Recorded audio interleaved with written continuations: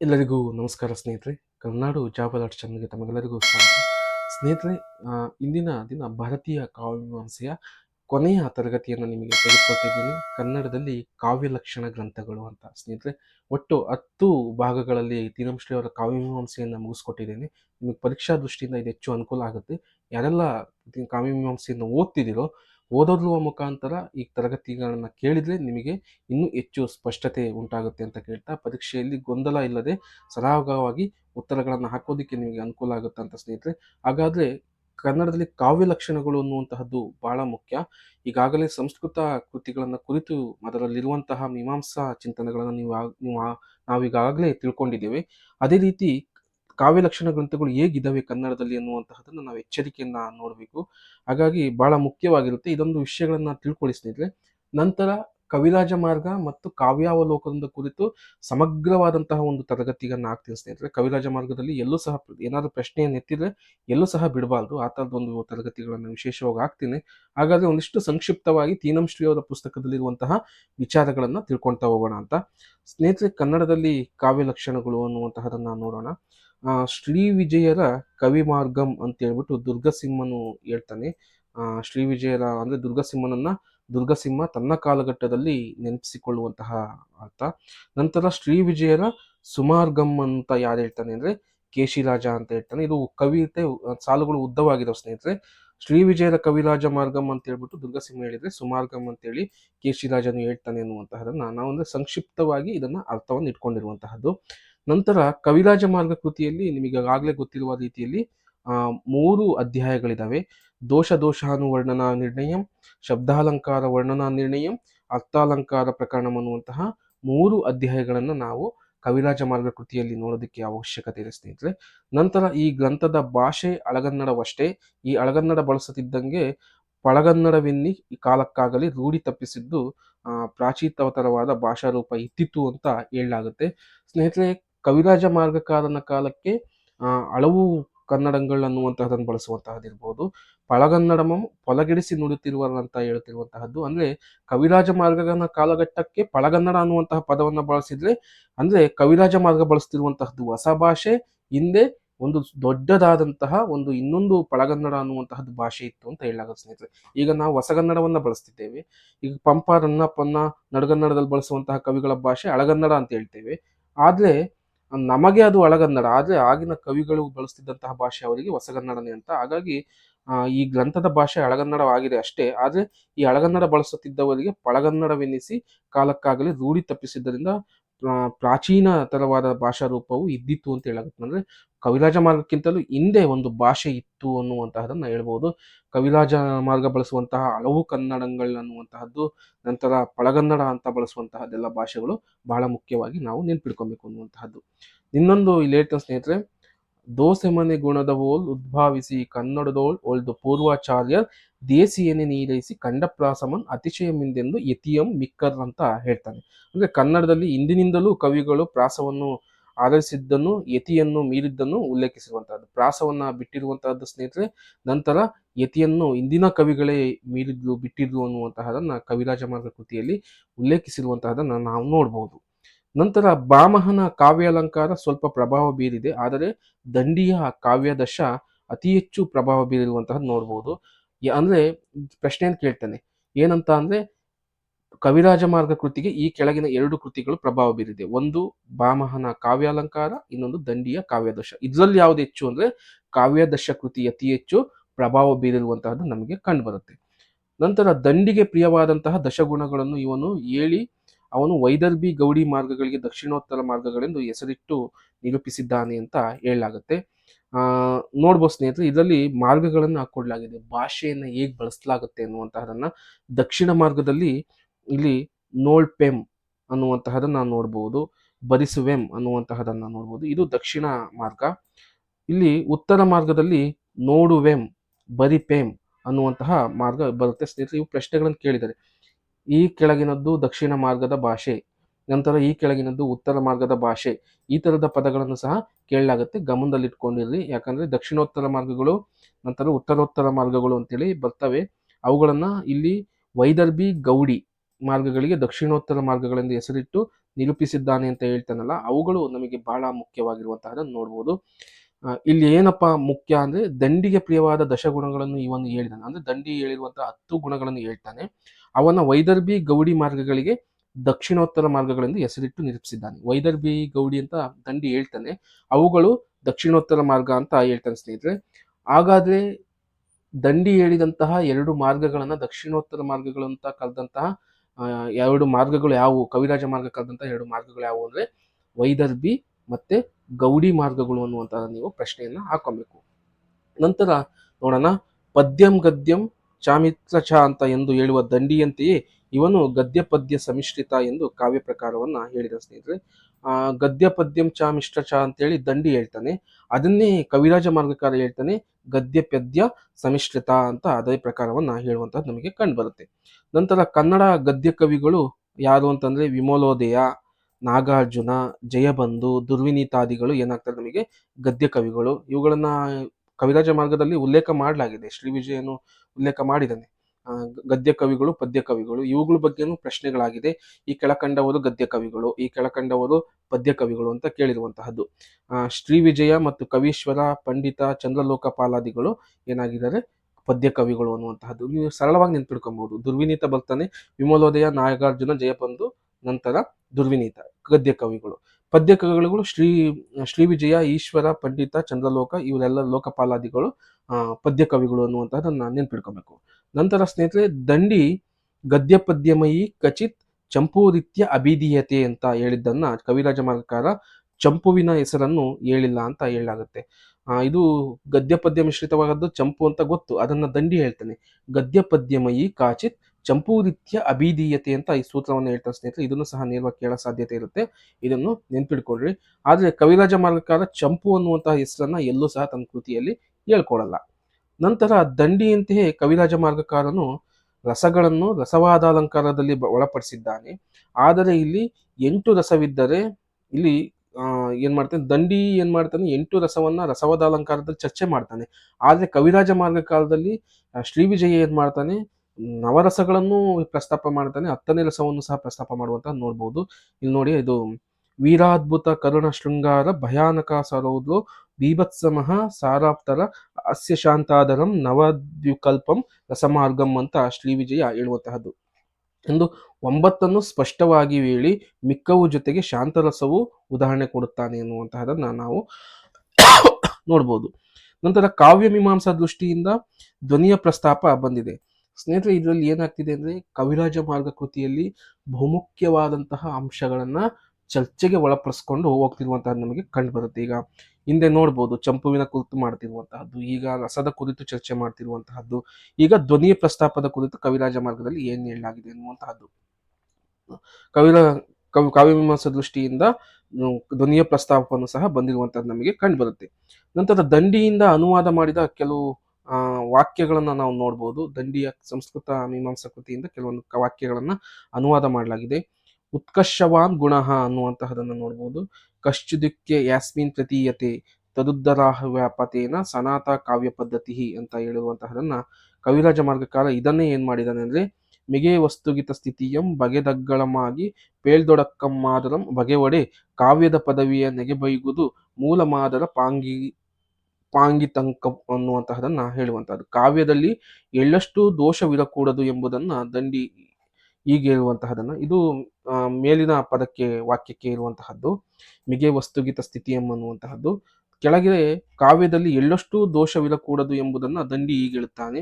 ತದಲ್ಪಮಪಿ ನಿಶಿಷ್ಯಂ ಕಾವ್ಯೇಮಷ್ಟಂ ಕಥಾಂಚನ ಸ್ಪಾದ್ಯಪ್ಯಂ ಸುಂದರಮತಿ ತೇನೀಕೇನ ದುರ್ಭಂಗಂ ಅನ್ನುವಂತಹದ್ದು. ಅಂದ್ರೆ ತೊನ್ನಿನ ಹೋಲಿಕೆಯನ್ನ ತೊರೆದು ಹೆಣ್ಣಿನ ದುಸ್ಸಾಹಸದ ಮಾತನ್ನು ಎತ್ತಿ ವಿಷಯವನ್ನು ಸಮರ್ಥಿಸುತ್ತಾನೆ ಅಂತ ಹೇಳಲಾಗುತ್ತೆ.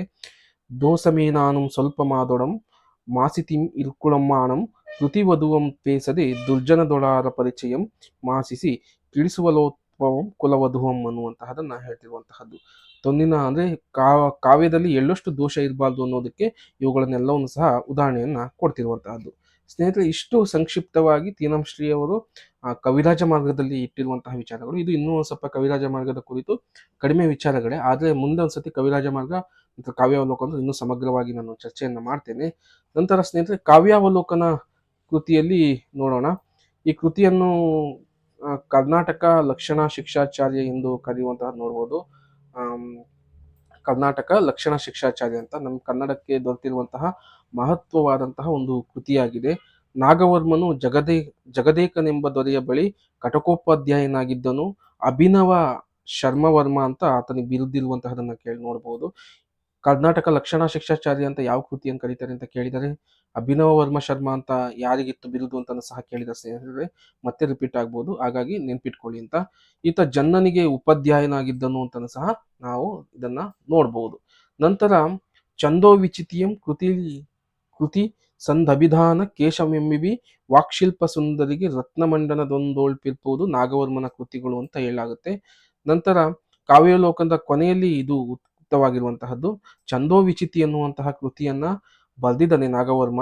ಆತನ ಸಾಲುಗಳನ್ನು ನೋಡ್ಬೋದು. ಚಂದೋ ವಿಚಿತಿ ಅಲಂಕಾರ ಕೃತಿ ಸಂದಭಿಧಾನ ಕೇಶವೆಂಬಿವಿ ಅನ್ನುವಂತಹದನ್ನ ಹೇಳದ್ ನೋಡಿದ್ರೆ ನಮಗೆ ಈ ಕೃತಿ ಇತ್ತು ಅಂತ ಗೊತ್ತಾಗುತ್ತೆ, ಆದ್ರೆ ಈ ಕೃತಿ ನಮಗೆ ದೊರೆತಿಲ್ಲ ಅನ್ನುವಂತಹದ್ದನ್ನ ನೋಡ್ಕೊಬೇಕು.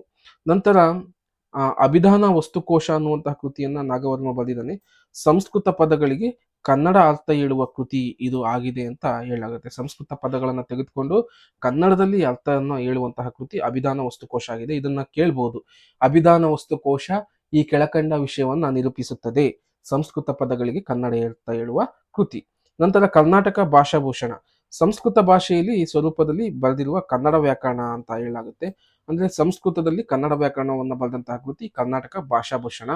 ಈಗ ನಮಗೆ ದೊರೆತಿರುವ ಕನ್ನಡ ವ್ಯಾಕರಣಗಳಲ್ಲಿ ಶಬ್ದಸ್ಮೃತಿ ಮೊದಲನೆಯದ್ದು ಅಂತ ಹೇಳಲಾಗುತ್ತೆ. ಇದನ್ನು ನಾಗವರ್ಮ ಇನ್ನೊಂದು ಕೃತಿಯಾದ ಕರ್ನಾಟಕ ಭಾಷಾಭೂಷಣವನ್ನು ಬಳಸಿಕೊಂಡು ಕೇಶಿರಾಜ ಶಬ್ದಮಣಿ ದರ್ಪಣವನ್ನು ಬರೆದಿದ್ದಾನೆ ಎನ್ನುವಂತಹದನ್ನು ಹೇಳಲಾಗುತ್ತೆ. ಅಂದ್ರೆ ಇದು ಸ್ವತಂತ್ರ ಕೃತಿ ಅಲ್ಲ, ಶಬ್ದಸ್ಮೃತಿ ಕಾವ್ಯಾವಲೋಕನದ ಒಂದು ಭಾಗ ಆಗಿರೋದ್ರಿಂದ ನಮಗೆ ಸ್ವತಂತ್ರ ಕೃತಿ ಕೇಶಿರಾಜನ ಶಬ್ದಮಣಿ ದರ್ಪಣ ಆಗುತ್ತೆ. ಮೊದಲ ಅಂತ ಕೇಳಿದಾಗ ಅಲ್ಲಿ ಶಬ್ದಮಣಿ ದರ್ಪಣ ಇರಬಾರ್ದು, ಇದ್ರೂ ನಾವೇನ್ ಮಾಡ್ಬೇಕು, ಶಬ್ದ ಸ್ಮೃತಿಯನ್ನ ಹಾಕ್ಬೇಕಾಗುತ್ತೆ. ಅದೊಂದು ಎಚ್ಚರಿಕೆಯಿಂದ ಇಟ್ಕೊಳ್ಬೇಕು. ನಂತರ ಸ್ನೇಹಿತರೆ ಇಲ್ಲೊಂದು ವಾಕ್ಯವನ್ನ ನೋಡೋಣ. ಎನಗನುಕೂಲಮಕ್ಕೆ ಗುಣವರ್ಮನ ಜಾಣ್ನುಡಿ ಪಂಪನಿಂಪು ಪೊನ್ನನ ಬಗೆ ನಾಗವರ್ಮನ ಬಹುಜ್ಞತೆ ರನ್ನನ ಕಾಂತಿ ಈ ಕವಿಗಳಂತೆ ಪುರಾಣ ಕರ್ತೃಗಳು ಎಂದು ಜನ್ನ ಅನಂತನಾಥ ಪುರಾಣದಲ್ಲಿ ಹೇಳಿದ್ದಾನೆ ಅಂತ. ಅಂದ್ರೆ ಇಲ್ಲಿ ನಾಗವರ್ಮನನ್ನ ಜನ್ನ ತನ್ನ ಕೃತಿಯಲ್ಲಿ ನೆನಪಿಸಿಕೊಂಡಿರುವಂತಹದ್ದು ನಮಗೆ ಕಂಡು ಬರುತ್ತೆ. ಎನಗನುಕೂಲಮಕ್ಕೆ, ನನ್ನ ಕೃತಿಗೆ ಅನುಕೂಲವಾಗ್ತಿರುವಂತಹದ್ದು ಗುಣವರ್ಮನ ಜಾಣ್ನುಡಿ, ಅಂದ್ರೆ ಕವಿರಾಜ ಮಾರ್ಗಕಾರನ ಹಿಂದೆ ಇದ್ದಂತಹ ಕವಿಗಳ ಬಗ್ಗೆ ನೆನೆಸ್ಕೊಂತಾನೆ. ಪಂಪನ ಇಂಪು, ಪೊನ್ನನ ಬಗೆ, ನಂತರ ನಾಗವರ್ಮನ ಬಹುಜ್ಞತೆ, ರನ್ನನ ಕಾಂತಿ, ಇಷ್ಟು ವಿಷಯಗಳು ಕವಿಗಳಂತೆ ಪುರಾಣ ಕರ್ತೃಗಳು ಅಂತ ಜನ್ನ ಈ ಸ್ಟೇಟ್ಮೆಂಟ್ ಅನ್ನ ಹೇಳಿರುವಂತಹ ನಮಗೆ ಬಹುಮುಖ್ಯವಾಗಿ ಕಂಡು ಬರುತ್ತೆ. ನಂತರ ಪೊನ್ನನೆ, ಪಂಪನೆ, ರಜಕನೆ, ರನ್ನನೆ, ಕವಿತಾ ಗುಣೋದಯನೆ, ದರ್ಶನ ಪಂಪನ್ನ ತೆರೆಯೋ ಕವಿತೆಯೋಳ್ ಅರವನನೆ ವಿದಿತತಾ ಭಾವಗಳಲ್ ದೇವಂ ಅಂತ ಬ್ರಹ್ಮಶಿವ ಸಮಯ ಪರೀಕ್ಷೆಯಲ್ಲಿ ಹೇಳ್ತಾನೆ ಸ್ನೇಹಿತರೆ. ಸಮಯ ಪರೀಕ್ಷೆಯಲ್ಲಿ ಬ್ರಹ್ಮಶಿವ ಹೇಳುವಂತಹದ್ದು ಬಹಳ ಮುಖ್ಯವಾದಂತಹದ್ದು. ಪೊನ್ನನೆ, ಪಂಪನೆ, ರಜಕನೆ, ರನ್ನನೆ, ಕವಿತಾ ಗುಣೋದಯನೆ, ದರ್ಶನ ಪಂಪನ್ನತೆಯೋಳ್ ಕವಿತೆಯೋಳ್ ಅವರನ್ನನೆ ವಿದಿತ ಅಗ್ಗಳ ದೇವಂ ಅಂತ ಬ್ರಹ್ಮಶಿವ ಸಮಯ ಪರೀಕ್ಷೆಯಲ್ಲಿ ಹೇಳುವಂತಹದ್ದು ನಮಗೆ ಕಂಡು ಬರುತ್ತೆ. ಕವಿತಾ ಗುಣೋದಯ ಎಂಬುದು ಎರಡನೇ ನಾಗವರ್ಮನ ಬಿರುದಾಗಿತ್ತು ಅಂತ ಹೇಳಲಾಗುತ್ತೆ. ಕವಿತಾ ಗುಣೋದಯ ಅನ್ನುವಂತಹದ್ದು ಎರಡನೇ ನಾಗವರ್ಮನ ಬಿರುದು. ನಿಮಗೆ ನಾಗವರ್ಮನು ಎರಡು ಜನ ನೋಡಿದಾಗ, ಒಂದನೇ ನಾಗವರ್ಮ ಕರ್ನಾಟಕ ಕಾದಂಬರಿ ಮತ್ತು ಛಂದೋಶಾಸ್ತ್ರ ಕೃತಿಗಳನ್ನ ಬರೀತಾನೆ, ಛಂದೋಬದಿ ಕೃತಿ ಬರೀತಾನೆ. ಎರಡನೇ ನಾಗವರ್ಮ ಕಾವ್ಯಾವಲೋಕನ ಮತ್ತು ಇಷ್ಟು ವ್ಯಾಕರಣ ಕೃತಿಗಳನ್ನ ನಾವು ಬರೆಯುವಂತಹದ್ದು ನೋಡ್ಬೋದು. ನಂತರ ನಾಗವರ್ಮನು ಕವಿರಾಜ ಮಾರ್ಗದ ಹೆಸರನ್ನು ಎಲ್ಲೂ ಹೇಳಿಲ್ಲ, ಅದರ ಪರಿಚಯ ಅವನಿಗೆ ಇರಲಿಲ್ಲ ಎಂದು ಸಾಧಿಸಲಾಗದಿದ್ದರೂ ಇವು ನಿಯತಂ ದಕ್ಷಿಣ ದೇಶವರ್ತಿ ಕವಿರಾಜ ಮಾರ್ಗದೋಳ್ ನೆಗಳ್ಗುಂ ಎಂದು ಹೇಳಿರುವಂತಹದನ್ನ ನೋಡ್ಬೋದು. ಆತನಿಗೆ ಪರಿಚಯ ಇಲ್ಲ ಅಂದ್ರೂ ಸಹ ಅಲ್ಲಿ ಒಂದು ಉಲ್ಲೇಖವನ್ನ ಮಾಡಿದ್ದಾನೆ, ಕವಿರಾಜ ಮಾರ್ಗದೋಳ್ ನೆಗಳ್ಗುಂ ಅಂತ ಹೇಳಿರುವಂತಹದ್ದು ಕಂಡು ಬರುತ್ತೆ. ಹಾಗಾಗಿ ಈ ತರ ಹೇಳ್ದವ್ನು ಯಾರು ಅಂತಾನೆ ಕೇಳ್ಬಿಡ್ತಾರೆ ಸ್ನೇಹಿತರೆ, ಕವಿರಾಜ ಮಾರ್ಗದೋಳ್ ನೆಗಳ್ಗುಂ ಅಂತ ಹೇಳಿದವ್ರು ಯಾರು ಅಂತ. ಹಾಗಾಗಿ ಇದನ್ನು ಸಹ ನೆನ್ಪಿಡ್ಕೊಬೇಕು. ನಂತರ ನಾಗವರ್ಮನು ಧ್ವನಿತತ್ವದ ಪ್ರತಿಪಾದನೆಯನ್ನು ಮಾಡಿಲ್ಲ, ಅವನಿಗೆ ಪರಿಚಯವಿದ್ದವರು ಸಂಸ್ಕೃತ ಅಲಂಕಾರಿಕರು ಮಾತ್ರ ಅಂತ ಹೇಳಲಾಗುತ್ತೆ. ವಾಮನನು, ರುದ್ರಟನು, ಭಾಮಹ, ದಂಡಿ ಮನಂಗಳೊಳೆ ಸೆಳ್ದುಂ ಅಂತ ಹೇಳುವಂತಹದ್ದು ನೋಡ್ಬೋದು. ತೀ ಮಹಿಮೆಗೆ ನೆಗಳ್ ಪೇಳ್ದಿಂ ದಾಮೋದರ ತನಯನು ನೀ ವಚಲೋಂಕೃತಿಂ ಅಂತ ಎಂದಿರುವಂತಹದನ್ನು ನೋಡ್ಬೋದು. ಹಾಗಾಗಿ ಇಷ್ಟು ಜನದ ಹೆಸರನ್ನ ಏನ್ ಮಾಡಿದಾನೆ ಇಲ್ಲಿ ನಾಗವರ್ಮ ಹೆಸರಿಸಿರುವಂತಹದ್ದು ನಮಗೆ ಕಂಡು ಬರುತ್ತೆ. ನಂತರ ವಾಮನನ ಮತವನ್ನು ಅನುಸರಿಸಿ ಏನ್ ಮಾಡ್ತಾನೆ, ನಿರತಿಶಯಂ ಕಾವ್ಯಶೋಭಕಾರಂಗಳಾಗಿ ಕಾವ್ಯಶೋಭಾಕಾರಂಕಾಲಂಗಳಾಗಿ ಧರ್ಮಮಂ ಗುಣವಕ್ಕುಂ ಅಂತ ಹೇಳ್ತಾರೆ ಸ್ನೇಹಿತರೆ. ಇದು ಬಹಳ ಮುಖ್ಯವಾದಂತಹ ಸ್ಟೇಟ್ಮೆಂಟು. ಇದನ್ನು ನೆನ್ಪಿಟ್ಕೊಳ್ಳಿ, ಇವುಗಳನ್ನು ನೇರವಾಗಿ ಕೇಳುವಂತಹ ಸಾಧ್ಯತೆ ಇರುತ್ತೆ. ನೋಡ್ಬೋದು. ನಂತರ ಸಂಶ್ಲಿಷ್ಟ, ಅರ್ಥವ್ಯಕ್ತಿ, ಮಧುರ ಮೊದಲಾದ ಈ 10 ಗುಣಗಳ ಲಕ್ಷಣಗಳನ್ನು ದಂಡಿಯ ಮತದ ಮೇರೆಗೆ ಹೇಳ್ತಾನೆ. ಸಂಶ್ಲಿಷ್ಟ, ಅರ್ಥವ್ಯಕ್ತಿ, ಮಧುರ ಮೊದಲಾದ ಈ 10 ಗುಣಗಳ ಲಕ್ಷಣಗಳನ್ನು ದಂಡಿಯ ಮತದ ಮೇರೆಗೆ ಹೇಳುವಂತಹದ್ದು ಕಂಡುಬರುತ್ತೆ. ಇವು ದಕ್ಷಿಣ ಮಾರ್ಗದಲ್ಲಿ ನಿಯತವೆಂದು, ಉತ್ತರ ಮಾರ್ಗದಲ್ಲಿ ವಿಪರ್ಯಾಯ ಹೊಂದುವುದೆಂದು ವ್ಯವಸ್ಥೆ ಮಾಡ್ತಾನೆ ಅಂತ ಹೇಳಾಗುತ್ತೆ. ನಂತರ ವೈದರ್ಭಿ, ಗೌಡಿ ಮಾರ್ಗ ಅಭೇದಂ ಬಗೆವಡೆ ಗತಾನುಗತಿಕಂ ಎಂದು ಹೇಳಿ ಭಾಮಹನ ಉಕ್ತಿಗೆ ಏಳಗೊಡಗುತ್ತಾನೆ ಅಂತ ಸಹ ಹೇಳಲಾಗುತ್ತೆ. ನಂತರ ನಾಗವರ್ಮನು ರುದ್ರಟನನ್ನು ಅನುಸರಿಸಿ ಅರ್ಥಾಲಂಕಾರಗಳನ್ನು ಏನ್ ಮಾಡ್ತಾನೆ, ವಾಸ್ತವ, ಉಪಮೆ, ಶ್ಲೇಷ, ಅತಿಶಯ ಅಂತ ವರ್ಗೀಕರಣ ಮಾಡಿ ಅವುಗಳ ಲಕ್ಷಣಗಳನ್ನು ಅವನಂತೆಯೇ ಹೇಳುವಂತಹದನ್ನು ನೋಡ್ಬೋದು. ಇಲ್ಲಿ ಪ್ರಶ್ನೆಯನ್ನು ಈ ತರ ಕೇಳ್ತಾರೆ ಸ್ನೇಹಿತರೆ, ಅರ್ಥಾಲಂಕಾರಗಳನ್ನು ವಾಸ್ತವ, ಉಪಮೆ, ಶ್ಲೇಷ, ಅತಿಶಯವೆಂದು ಯಾವ ಮೀಮಾಂಸಕಾರನ ದೃಷ್ಟಿಕೋನದಲ್ಲಿ ನಾಗವರ್ಮ ಮಾಡಿದನು ಅಂತ ಕೇಳ್ತಾರೆ. ರುದ್ರಟನ ದೃಷ್ಟಿಕೋನದಲ್ಲಿ ಅಂತ ಹಾಕ್ಬೇಕಾಗುತ್ತೆ. ನಂತರ ರೀತಿ ರಸ ನಿರೂಪಣೆಯ 4ನೇ ಅಧಿಕರಣವು ಕಾವ್ಯಾವಲೋಕನದ ಅತಿ ಮುಖ್ಯ ಭಾಗಗಳಲ್ಲಿ ಒಂದು ಅಂತ ಹೇಳಲಾಗುತ್ತೆ ಸ್ನೇಹಿತರೆ. ಇದರಲ್ಲಿ ಪದರಚನಾ ಅತಿಶಯಂ ರೀತಿ ಅಂತ ಹೇಳಲಾಗುತ್ತೆ. ಇದು ಸ್ನೇಹಿತರೆ, ಇದನ್ನು ಸಾಕಷ್ಟು ಬಾರಿ ಪ್ರಶ್ನೆಯನ್ನು ಕೇಳಿದರೆ, ರೀತಿರತ್ಮ ಕಾವ್ಯಸ್ಯ ಅನ್ನುವಂತಹದನ್ನ ವಾಮನ ಹೇಳಿದ್ರೆ ಅದನ್ನೇ ಇಲ್ಲಿ ನಾಗವರ್ಮ ಏನ್ ಮಾಡ್ತಾನೆ ಅಂದ್ರೆ ಪದರಚನಾ ಅತಿಶಯಂ ರೀತಿ ಎಂದು ನಾಗವರ್ಮನು ವಾಮನನ ಅನುಸರಿಸಿ ರೀತಿಯ ಸಾಮಾನ್ಯ ಲಕ್ಷಣವನ್ನ ಹೇಳುವಂತಹದ್ದು ನಮಗೆ ಕಂಡುಬರುತ್ತೆ. ನಂತರ ವೈದರ್ಭಿ, ಗೌಡ, ಪಾಂಚಾಲ ಎಂದು ರೀತಿಗಳನ್ನು ಹೇಳಿದನು. ಸಮಾಸ ಪ್ರಚುರ, ಗುಣಂಶಂ, ರಸದೃಷ್ಟಿ ಎಂಬ 3 ರೀತಿಗಳನ್ನು ಮಾತ್ರ ಹೇಳುತ್ತಾನೆ ಅಂತ ಹೇಳಲಾಗುತ್ತೆ. ವೈದರ್ಭಿ, ಗೌಡಿ, ಪಾಂಚಾಲ ಎಂದ ರೀತಿಗಳನ್ನು ಹೇಳಿದರು. ಇಲ್ಲಿ ಸಮಾಸ ಪ್ರಾಚುರ್ಯ, ಗುಣಗುಂಶನ, ರಸದೃಷ್ಟಿ ಎಂಬ 3 ರೀತಿಗಳನ್ನು ಮಾತ್ರ ಹೇಳುತ್ತಾನೆ ಯಾರು, ನಾಗವರ್ಮ ಅಂತ ಹೇಳಾಗುತ್ತೆ. ಭಾವಂ ವಿಭಾವಂ ಅಸೆನದು, ಭಾವಂ ಸಂಚಾರಿ ಭಾವವೆಂದಿರುವವನು ವಿಷ್ಣು ತಮಕ್ಕಂ ರಸಂ ಅಂತ ಹೇಳುವಂತಹದ್ದು. ಇಷ್ಟು ರೀತಿಗಳನ್ನ ಯಾರು ಹೇಳ್ತಾನೆ, ನಾಗವರ್ಮ ಹೇಳುವಂತಹದ್ದು ನಮಗೆ ಬಹುಮುಖ್ಯವಾಗಿ ಕಂಡುಬರುತ್ತೆ. ನಂತರ ಮಾವುದೆಂದರಿಗೆ ಭರತಶಾಸ್ತ್ರ ಕ್ರಮದಿಂ ಅಂತ ಹೇಳ್ತಾನೆ. ರಸದ ಬಗ್ಗೆ ಹೇಳಿ ರಸಗಳು 8 ಬಲಂ ಅಂತ ಹೇಳ್ತಾನೆ. ಮಾವುದೆಂದರಿಗೆ ಭರತಶಾಸ್ತ್ರ ಕ್ರಮದಿಂ ಅಂತ ಹೇಳ್ತಾನೆ. ಅಂದ್ರೆ ಭರತನನ್ನೇ ಅನುಸರಿಸಿ ರಸ 8 ಅಂತ ಹೇಳುವಂತಹದ್ದು. ರಸದ ಬಗ್ಗೆ ಹೇಳಿ ರಸಗಳು 8 ಬಲಂ ಅಂತ ಹೇಳ್ತಾನೆ. ನಂತರ ಶಾಂತರಸವನ್ನು ಹೇಳುವಾಗ ಈ ರೀತಿಯಾಗಿ ಹೇಳ್ತಾನೆ. ಸಮಭಾವ ಪ್ರಭಾವ ಶಾಂತಮಕ್ಕು ಮಂತ ಸಮತ್ವಮಂ ವರ್ತಿಸುಗುಂ ಸಮನಿಸಿ ಸಮ್ಯಜ್ಞಾನಂ ತಮಮಂ ರಾಗಮುಮ್ಮನ್ನೆಲೆಗೆ ತೊಲಗಿಸೆ ಮನದಿಂ ಅಂತ ಹೇಳುವಂತಹದ್ದು ಕಂಡುಬರುತ್ತೆ. 4ನೇ ಅಧಿಕರಣದ ಮೊದಲಲ್ಲಿ ರೀತಿ ವಿನೂತನ ವಸ್ತು ಕೃತಿಗೊಪ್ಪುವ ಮೈ ಅಂತ ಹೇಳ್ತಾನೆ ಸ್ನೇಹಿತರೆ. ಇದು ಸಹ ಬಹಳ ಇಂಪಾರ್ಟೆಂಟು. ಈಗ ಮೇಗೆ ಹೇಳಿದಂತಹ ಸ್ಟೇಟ್ಮೆಂಟ್ ಪದರಚನಾ ವಿನ್ಯಾಸ ಕ್ರಮ ಅಂತ ಹೇಳ್ತಾನೆ. ಪದರಚನಾ ಅತಿಶಯ ರೀತಿ ಅಂತ ಹೇಳುವಂತಹ ಸ್ಟೇಟ್ಮೆಂಟು. ನಂತರ ರೀತಿ ವಿನೂತನ ವಸ್ತುಕೃತಿಗೊಪ್ಪುವ ಮೈ ಅಂತ ಕೇಳುವಂತಹದ್ದು. ಇದು ಸಹ ಬಹಳ ಇಂಪಾರ್ಟೆಂಟು. ಇದನ್ನು ಸಹ ಸಾಕಷ್ಟು ಬಾರಿ ಪ್ರಶ್ನೆಯನ್ನ ಕೇಳಲಾಗಿದೆ. ಹಾಗಾಗಿ ಇದನ್ನು ಸಹ ನೆನ್ಪಿಟ್ಕೊಳ್ಳಿ. ರೀತಿ ಕಾವ್ಯದ ಶರೀರ, ರಸ, ಅದರ ಜೀವಾಳ ಅಂತ ಹೇಳಿರುವಂತಹ ಸ್ನೇಹಿತರೆ, ಇದು ಬಹಳ ಮುಖ್ಯವಾದಂತಹ ಪ್ರಶ್ನೆ. ಇದನ್ನು ಸಹ ನೆನ್ಪಿಟ್ಕೊಳ್ಳಿ. ಕಾವ್ಯಾವಲೋಕದಲ್ಲಿ ಇದನ್ನು ಸಹ ಮುಖ್ಯವಾಗಿ ಹೇಳಿರುವಂತಹದ್ದು. ನಂತರ ಉದಯತ್ತಾದಿ ಅಲಂಕಾರವನ್ನು ತಿಳ್ಕೊಳ್ಳೋಣ. ಈಗಾಗಲೇ ಕವಿರಾಜ ಮಾರ್ಗ ಮತ್ತು ಕಾವ್ಯಾವಲೋಕದ ಬಗ್ಗೆ ಒಂದಿಷ್ಟು ಬಹಳ ಮುಖ್ಯವಾಗಿ ಇಂಪಾರ್ಟೆನ್ಸ್ ಏನಿದೆ ಅನ್ನುವಂತ ತಿಳ್ಕೊಂಡ್ರಿ. ಅದೇ ರೀತಿ ಉದಯಾದಿತ್ಯ ಅಲಂಕಾರವು 72 ಪದ್ಯಗಳಿಂದ ಕೂಡಿದ ಪುಟ್ಟ ಗ್ರಂಥ ಅಂತ ಹೇಳಾಗುತ್ತೆ. ಇವು ಕನ್ನಡ ಗ್ರಂಥಗಳು. ಇವನು ಬರೆದವನು ಉದಯಾದಿತ್ಯ ಎಂಬ ದೊರೆ ಇದನ್ನ ಈ ಕೃತಿಯನ್ನ ಬರೀತಾನೆ. ದಂಡಿಯನ್ನೇ ಬಲುಮಟ್ಟಿಗೆ ಅನುಸರಿಸ್ತಾನೆ. ರೀತಿಗಳ ವಿಷಯದಲ್ಲಿ ರುದ್ರಟನ ಮತವನ್ನ ಅಂಗೀಕರಿಸಿ ಹೇಳ್ತಾನೆ ಅಂತ ಹೇಳಾಗುತ್ತೆ. ರುದ್ರಟನು ಅನುಸರಿಸಿ ವೈದರ್ಭಿ, ಪಾಂಚಾಲ, ಗೌಡ ಎಂದುಬಿಟ್ಟು ಇವನಂತೆಯೇ 3ಕ್ಕೆ ನಿಲ್ಲುತ್ತಾನೆ ಎನ್ನುವಂತಹದ್ದು ನಮಗೆ ಕಂಡುಬರುತ್ತೆ. ಇವನು ಪ್ರಸಿದ್ಧವಾದಂತಹ ಒಂದು ಹೇಳಿಕೆಯನ್ನು ನೋಡ್ಬೋದು. ಕನ್ನಡದೋಳ್ ಚಂಪುಕೃತಿ ಸನ್ನುತ್ತರ ವಚನ ಕಾವ್ಯಮೆನುಕ್ಕುಂ ಚೆತ್ತಣಮಂ ನೆರೆ ವೈದಂಡಕಮೇನೆ ಸನ್ನುತಿಯಂ ಸರ್ಗಬಂಧ ಕೃತಿ ತಳೆದೋರ್ಕುಂ ಅಂತ ಹೇಳುವಂತಹದ್ದು. ಇವನ ಕಾಲಕ್ಕೆ ಚಂಪು ಜಾತಿ ಕೂಡ ಮೂಲವಾಗಿತ್ತೆಂದು ಇದರಿಂದ ಚೆನ್ನಾಗಿ ಗೊತ್ತಾಗುತ್ತದೆ ಅಂತ. ಉದಯಾದಿತ್ಯನಿಂದ ಈಚೆಯ ಅಲಂಕಾರಿಕರು ಯಾರೂ ಚೆತ್ತಣ ಬೆದಂಡಗಳನ್ನ ಹೇಳಿಲ್ಲ ಅನ್ನುವಂತಹದನ್ನು ಗೊತ್ತಾಗುತ್ತೆ. ಹಾಗಾಗಿ ಈ ಸ್ಟೇಟ್ಮೆಂಟ್ ಅನ್ನು ನೆನ್ಪಿಟ್ಕೊಳ್ಳಿ ಸ್ನೇಹಿತರೆ.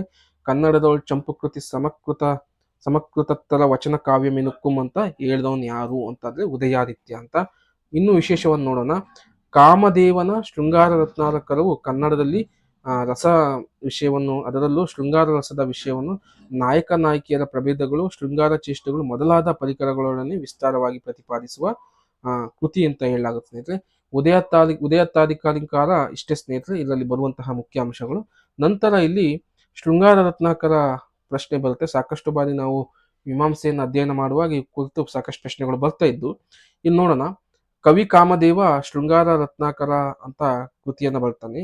ಇದರಲ್ಲಿ ಕನ್ನಡದಲ್ಲಿ ರಸ ವಿಷಯವನ್ನು, ಅದರಲ್ಲೂ ಶೃಂಗಾರ ರಸದ ವಿಷಯವನ್ನು, ನಾಯಕ ನಾಯಕಿಯರ ಪ್ರಭೇದಗಳನ್ನು, ಶೃಂಗಾರ ಚೇಷ್ಟೆಗಳು ಮೊದಲಾದ ಪರಿಕರಗಳೊಡನೆ ವಿಸ್ತಾರವಾಗಿ ಪ್ರತಿಪಾದಿಸುವಂತಹ ಕೃತಿ ಯಾವುದಾಗಿದೆ?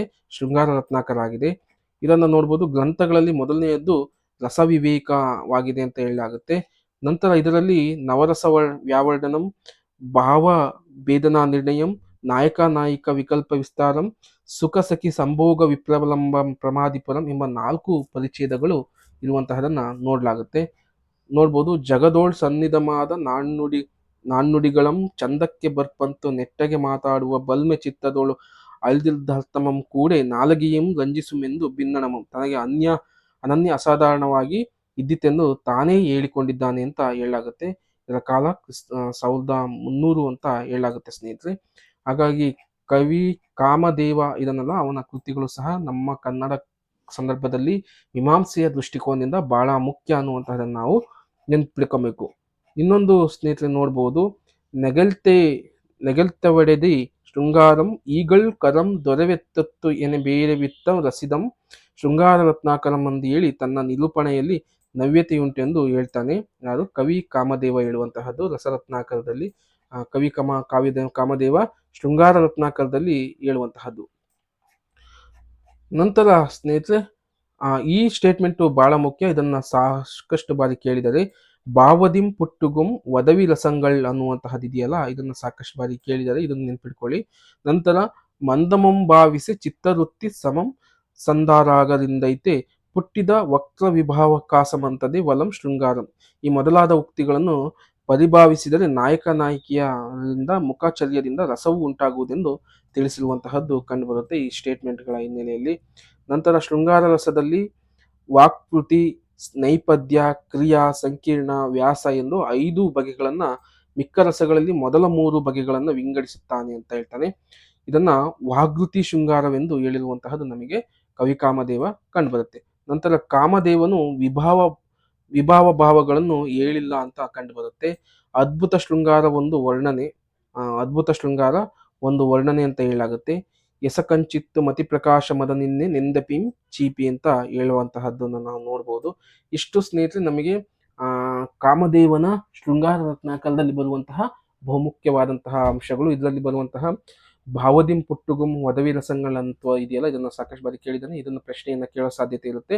ಕನ್ನಡ ಮೀಮಾಂಸೆ ದೃಷ್ಟಿಕೋನದಿಂದ ನೀವು ನೆನ್ಪಿಟ್ಕೊಬೇಕು ಅನ್ನುವಂತಹದ್ದು. ನಂತರ ಸ್ನೇಹಿತರೆ ಮಾಧವಾಲಂಕಾರ ಅನ್ನುವಂತಹ ಕೃತಿ ಬರುತ್ತೆ. ಇದು ದಂಡಿಯ ಕಾವ್ಯಾದರ್ಶವನ್ನು ಕನ್ನಡದಲ್ಲಿ ಭಾಷಾಂತರಿಸಿದನು ಅಂತ ಹೇಳಲಾಗುತ್ತೆ. ಮಾಧವಾಲಂಕಾರದ ಭಾಷಾಂತರಿಸಿದ ಒಂದು ಪದ್ಯವನ್ನು ನೋಡ್ಬೋದು.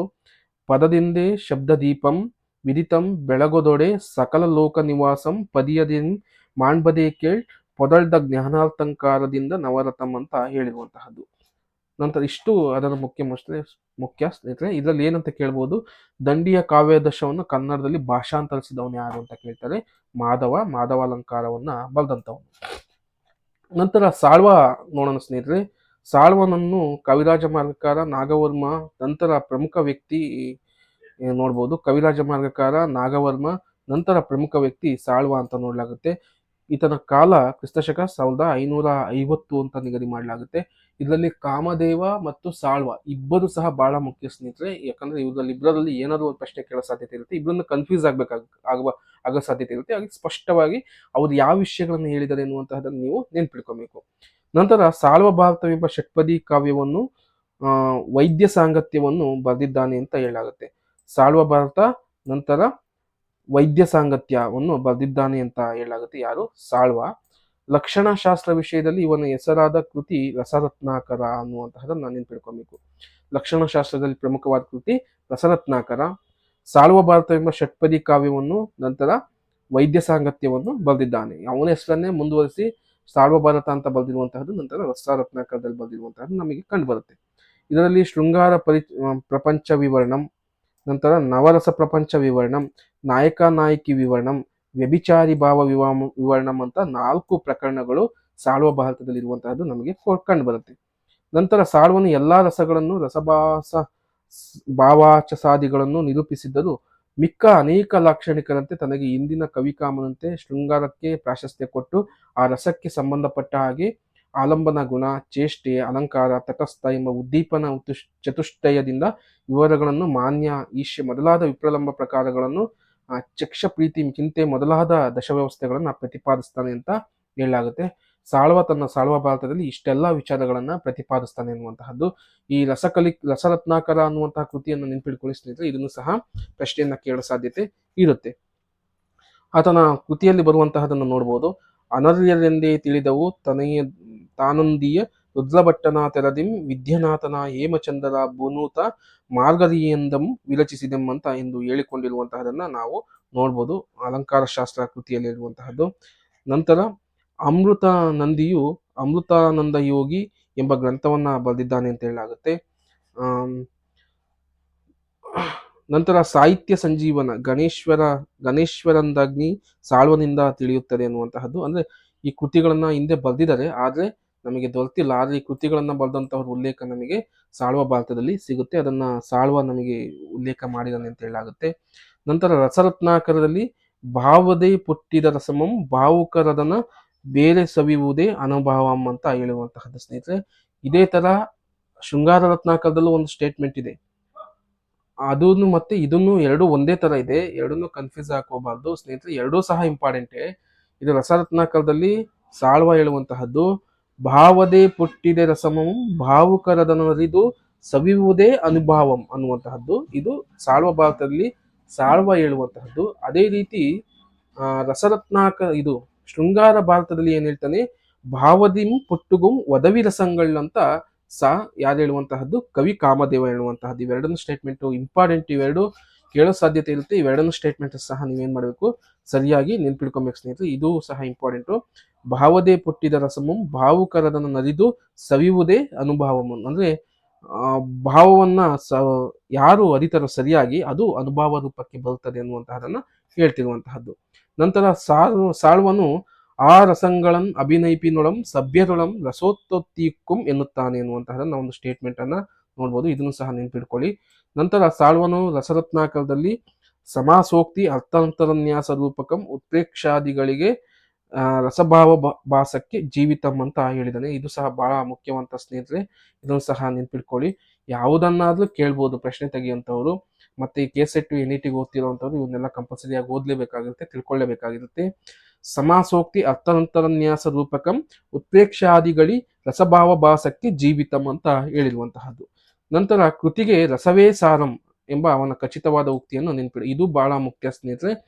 ಕೃತಿಗೆ ರಸಮೇ ಸಾರಂ ಅಂತ ಹೇಳಿದಂಥವನು ಯಾರು ಅಂದ್ರೆ ಸಾಳುವ ರಸರತ್ನಾಕರದಲ್ಲಿ ಹೇಳ್ತಾನೆ. ಇದು ಬಹಳ ಮುಖ್ಯ ಸ್ನೇಹಿತರೆ. ಇಂಥವೆಲ್ಲ ಇಂಪಾರ್ಟೆಂಟ್ ಅನ್ನಾದ್ರೂ ನೆನ್ಪಿಡ್ಕೊಬೇಕು, ಇವುಗಳನ್ನ ಕೇಳೋ ಸಾಧ್ಯತೆ ಹೆಚ್ಚಾಗಿರುತ್ತೆ. ನಂತರ ಇಂದು ವರಮಾರುವಿಂ ತೆರದಿನ್ನಂ ಕನ್ನಡದೋಳ್ ಆರ್ಯರಂ ಎಂಬಿನಂ ಒಂದೇ ವಿವರಿಸುವುದಲ್ಲದೆ ಚಂದದೆ ಬಿಚ್ಚವಿಪಿ ರಚಿಸಿದಂ ಕವಿ ಸಾಳುವಂ ಅಂತ ಹೇಳಿರುವಂತಹದ್ದು ನಮಗೆ ಬಹಳ ಮುಖ್ಯವಾಗಿ ಕಂಡು ಬರುತ್ತೆ ಸ್ನೇಹಿತರೆ. ನಂತರ ಪರಿಭಾವಿಸುವಡೆ ರಸವಿಸ್ತಾರಮಂ ವಿವರಿಸುವುದೇನೆಂಬ ನಾವನು ಮೊಳನೆ ಅಂತ ಹೇಳ್ಬಿಟ್ಟು ಸಾಳುವನಿಗೆ ತನ್ನ ಕೆಲಸದ ಅಪಾರತೆಯು ಅರಿವು ಇದೆ ಅಂತ ಹೇಳಲಾಗುತ್ತೆ. ಪರಿಭಾವಿಸುವಡೆ ರಸವಿಸ್ತಾರಮಂ ವಿವರಿಸುವುದೇನೆಂಬ ನಾವನು ಮೊಳವಿನೆ ಅಂತ ಹೇಳಿರುವಂತಹದ್ದು.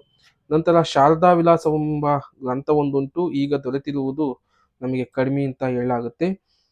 ಶಾರದಾ ವಿಲಾಸವೆಂಬ ಗ್ರಂಥ ಇದು ಧ್ವನಿ ವಿಚಾರದ ಕುರಿತು ಬರೆದಂತಹ ಕೃತಿ, ನಮಗೆ ದೊರೆತಿಲ್ಲ ಅಂತ ಹೇಳಲಾಗುತ್ತೆ. ಗ್ರಂಥವೊಂದುಂಟು, ಈಗ ದೊರೆತಿರುವುದು ಧ್ವನಿ ವ್ಯಂಗ್ಯ ಪ್ರಕರಣವೆಂಬ ಇದರ 2ನೇ ಪ್ರಕರಣ. ಇದರ ಮೇಲೆ ಹೇಮಚಂದ್ರನ ಕಾವ್ಯಾನುಶಾಸನದ ಪ್ರಭಾವವಿದೆ ಅಂತ ಹೇಳಲಾಗುತ್ತೆ. ನಂತರ ಸ್ನೇಹಿತರೆ ಇಲ್ಲಿಗೆ ಮುಗಿತೈತೆ ಯಾವುದು, ಸಾಳುವ ಮತ್ತೆ ಕವಿ ಕಾಮನದು. ಈಗಾಗಲೇ ಅವರ ವಿಚಾರಗಳನ್ನ ಹಂಚ್ಕೊಂಡಿದ್ದೀನಿ, ನೆನ್ಪಿಟ್ಕೊಳ್ಳಿ. ಪ್ರಶ್ನೆಯಲ್ಲಿ ನಿಮಗೆ ಬರೋ ಸಾಧ್ಯತೆ ಇರುತ್ತೆ ಯಾವುದಾದರೂ ಒಂದು ಅಂತ ಹೇಳಲಾಗುತ್ತೆ. ನಂತರ ಧ್ವನಿಯ ಹೆಸರು ಕವಿರಾಜ ಮಾರ್ಗದಲ್ಲಿ ಕಾಣಿಸಿಕೊಳ್ಳುತ್ತದೆ. ಅದು ಎಲ್ಲಿ, ಧ್ವನಿ ಎಂಬುದು ಅಲಂಕಾರಂ ಅಂತ ಕೇಳ್ತಾನೆ. ಈ ಪ್ರಶ್ನೆ ಇದೇ ತರ ಇದನ್ನೇ ಎತ್ತಿ ಪ್ರಶ್ನೆಯನ್ನು ಕೇಳಿದಾನೆ ಸ್ನೇಹಿತರೆ. ಹಾಗಾಗಿ ನೆನ್ಪಿಟ್ಕೊಳ್ಳಿ, ಧ್ವನಿ ಎಂಬುದು ಅಲಂಕಾರಂ ಅಂತ ಯಾವ ಕೃತಿಯಲ್ಲಿ ಉಲ್ಲೇಖ ಮಾಡಲಾಗಿದೆ? ಕವಿರಾಜ ಮಾರ್ಗದಲ್ಲಿ ಅಂತ. ಧ್ವನಿಸುಗುಂ ಶಬ್ದ ಇಂದರ್ಧಮನೆ ದೂಸ್ಯಂ ನೆನೆಯುವುದಿದನಂತೂ ಕಮಲದೋಳು ಕಮಲದೊಳನ್ ನಿಮಿಷ ಯುಗಮೊಪ್ಪಿ ಪೋಪುರದಿಂದಿಂತು ಚೋದ್ಯಂ ಅಂತ ಹೇಳಿರುವಂತಹದ್ದು. ಕವಿರಾಜ ಮಾರ್ಗಕಾರನ ಭಾಗಕ್ಕೆ ಇದು 35ರ ಜೊತೆಗೆ 36ನೇ ಅಲಂಕಾರ ಅಂತ ಹೇಳಲಾಗುತ್ತೆ. 36ನೇ ಅಲಂಕಾರವಾಗಿ ಧ್ವನಿಯನ್ನ ಹೇಳಿರುವಂತಹದ್ದು ಕವಿರಾಜ ಮಾರ್ಗಕಾರನ ದೃಷ್ಟಿಯಿಂದ ಕಂಡುಬರುತ್ತೆ ಎನ್ನುವಂತಹದ್ದು. ಧ್ವನಿ ಸುಗುಂ ಶಬ್ದದಿಂದೇ ಅರ್ಥದೇ ದೂಪ್ಯಂ, ಅರ್ಥದಿಂದ ಧ್ವನಿತವಾದರೆ ದೋಷವಾಗುತ್ತದೆ ಅಂತ ಹೇಳುವಂತಹದ್ದು. ಧ್ವನಿ ಸುಂ ಶಬ್ದದಿಂದ ಅರ್ಥದೇ ದೂಷ್ಯಂ ಅಂತ. ನಂತರ ಕಮಲದೋಳ್ ಅನಿಮಿಷ ಯುಗಂ ಒಪ್ಪಿ ತೋರ್ಪುದು ಇಂತುಂ ಇದು ಚೋದ್ಯಂ ಅಂತ ಎಂದು ಉದಾಹರಣೆಯನ್ನು ಕೊಡ್ತಾನೆ. ರೂಪಕಾತಿಶಯೋಕ್ತಿ ಸನ್ನಿಗಿರಾಧ್ಯಾನ ವಾಸನತ್ ಅಂತ ಕುವಲಾಯಾನಂದ ಹೇಳುವಂತಹದ್ದು ನಮಗೆ ಕಂಡುಬರುತ್ತೆ. ಹಾಗಾಗಿ ಇವೆಲ್ಲ ಒಂದಿಷ್ಟು ಧ್ವನಿಯ ಕುರಿತು ಕವಿರಾಜ ಮಾರ್ಗ ಹೇಳುವಂತಹ ವಿಚಾರ, ನಂತೆ ಕುವಲಾಯಾನಂದ ಹೇಳುವಂತಹ ವಿಚಾರಗಳನ್ನ ನೀವು ಪರೀಕ್ಷಾ ದೃಷ್ಟಿಯಿಂದ ನೆನ್ಪಿಟ್ಕೊಳ್ಳಿ ಅಂತ ಒಂದಿಷ್ಟು ನಾನು ಅದನ್ನ ಪಟ್ಟಿ ಮಾಡ್ಕೊಂಡು ಸ್ನೇಹಿತರೆ. ನಂತರ ಕವಿರಾಜ ಮಾರ್ಗವನ್ನು ಬಿಟ್ಟು ಬಂದರೆ ಕನ್ನಡದಲ್ಲಿ ಧ್ವನಿಯ ಮಾತು ಮಾತ್ರ ಕಿವಿಗೆ ಬೀಳುವುದು ಪಂಪನ ಆದಿಪುರಾಣದಲ್ಲಿ ಹೇಳಲಾಗುತ್ತೆ. ಕವಿರಾಜ ಮಾರ್ಗವನ್ನ ಬಿಟ್ರೆ ಧ್ವನಿಯ ಕುರಿತು ಹೇಳುವಂತಹದ್ದು ಪಂಪನ ಆದಿಪುರಾಣ ಅಂತ ನಮಗೆ ನೆನಪು ಬರುತ್ತೆ. ಇಲ್ಲಿ ನೋಡ್ಬೋದು, ಧ್ವನಿ ಎನಿಸಿದ ಅಲಂಕಾರಂ ಧ್ವನಿ ಏಸಿವಿನ ಮೇಸುವುದಲ್ಲಿ ಮಧುರ ವಿಲಂಚಿ ಧ್ವನಿಯೊಡನೆ ನೇಕಾರರಾಗ ಧ್ವನಿಯಗೆ ಸೋಗೈಪುದು ಕಿನ್ನರ ಧ್ವನಿ ನಗದೋಳ್ ಅಂತ ಯಾರು ಪಂಪ ಧ್ವನಿ ಎನಿಸಿದ ಅಲಂಕಾರಂ ಅಂತ ಹೇಳುವಂತಹದ್ದು. ಇದು ಬಹಳ ನೆನ್ಪಿಟ್ಕೊಬೇಕು ಸ್ನೇಹಿತರೆ, ಇವೆಲ್ಲ ಬಹಳ ಇಂಪಾರ್ಟೆಂಟ್, ಕೇಳೋ ಸಾಧ್ಯತೆ ಇರುತ್ತೆ. ಆ ಧ್ವನಿ ಎಂಬುದು ಅಲಂಕಾರಂ ಅಂತ ಕವಿರಾಜ ಮಾರ್ಗಕಾರ ಹೇಳಿದ್ರೆ ಧ್ವನಿ ಎನಿಸಿದ ಅಲಂಕಾರಂ ಅಂತ ಹೇಳ್ತಾರೆ. ಈಗ ಧ್ವನಿಯ ಕುರಿತು ಪ್ರಸ್ತಾಪ ಮಾಡಿದಂತ ಮೀಮಾಂಸಕಾರದ 2 ಕವಿಗಳನ್ನು ಉಲ್ಲೇಖಿಸಿದ್ರೆ ಕವಿರಾಜ ಮಾರ್ಗ ಮತ್ತೆ ಪಂಪನನ್ನ ಉಲ್ಲೇಖ ಮಾಡ್ಬೇಕಾಗುತ್ತೆ. ಈಗ ಕೇಳ್ತಾನೆ ಧ್ವನಿ ಎನಿಸಿದ ಅಲಂಕಾರಂ ಅಂತ ಕೇಳ್ತಾನೆ, ನೀವು ಕನ್ಫ್ಯೂಸ್ ಆಗಿ ಕವಿರಾಜ ಮಾರ್ಗ ಆಗ್ತೀರಾ. ಹಾಗಾಗಿ ಪಂಪನನ್ನು ಸಹ ಇದಾನೆ ಎನ್ನುವಂತಹದನ್ನ ಸ್ಪಷ್ಟವಾಗಿ ಹಾಕ್ಬೇಕಾಗುತ್ತೆ. ನಂತರ ಪ್ರತಿಯಮಾನ ವಾಚ್ಯ ಎಂಬ ಪಾರಿಭಾಷಿಕ ಶಬ್ದಗಳನ್ನು